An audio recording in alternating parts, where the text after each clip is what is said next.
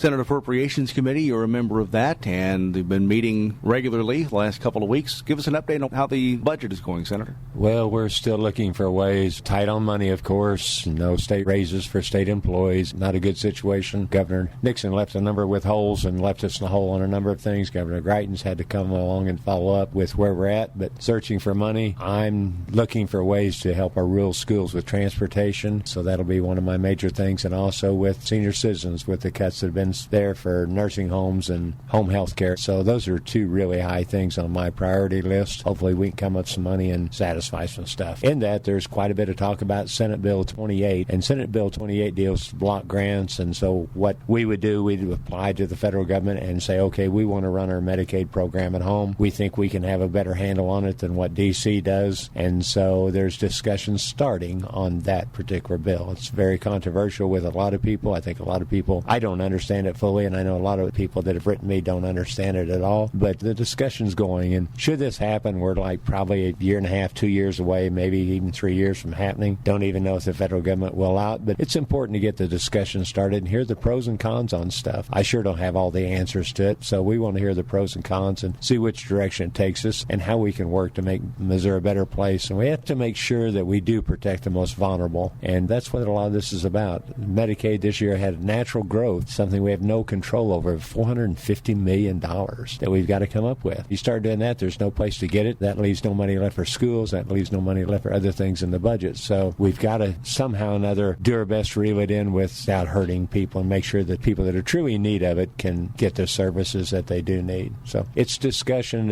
only at this point with the bill being filed, but it's a long ways from being across the finish line, and so we just kind of have to keep our eyes and ears open and see where it goes. Very dependent, as you mentioned, the block grants, very dependent on what happens with health care, health insurance laws at the national or the federal level before Missouri can act. Right, there is. And so there's a lot of people jumping on about, oh, no, it's a bad thing. Well, we have to wait and see what the federal government does. And we're so dependent on a lot of things here, seeing what's going to happen with the federal government. And it's hard for President Trump to say, not knowing that he doesn't have his cabinet members in place. The United States Senate's been slow about approving his cabinet appointees. So it's very difficult. We run into somewhat the same thing here with the Governor Greitens. We're just now, and we aren't holding him up in any way, but he's just now going out and getting people to fill these key spots to be division directors, and it's a slow process to make sure you get the right people, and Missouri pays very low for most division directors compared to most states, and so it's hard to find people willing to take the job. I'm sure he feels competent, that they can be competent in the job, and so far I've been very impressed with his people and what they've said. A couple new appointees to the MU Board of Curators, and the one I met, super great guy. I was really impressed with his attitude about what needs to be done there and let them take control and concentrate on areas that they really need to work on and stay out of other areas.